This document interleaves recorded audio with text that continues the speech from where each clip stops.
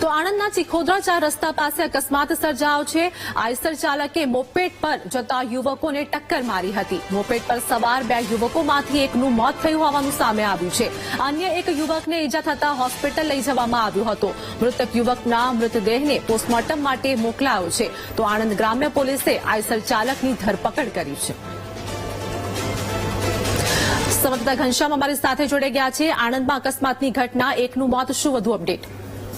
આર્થિક ચોક્કસથી ગત મોડી રાત્રે યુવક છે ચિખોદરાનો તે આનંદ ગયો હતો ને પરત ફરતા જ તેના એક્ટિવાને અકસ્માત થયો હતો। ટ્રક સાથે એક્ટિવા ચાલકાને ઠોકાયું હતું, જેને લઈને જે યુવક છે તેનું કમકમાટી મોત થયું છે। મહત્વની વાત એ છે કે યુવક ચોક્કસ સમયમાં વિદેશ જવાનો હતો ને તેની ખરીદી માટે તે આનંદ ગયો હતો, જેને લઈને જે પરિવાર છે તેમાં શોકની લાગણી પ્રસરી ગઈ છે।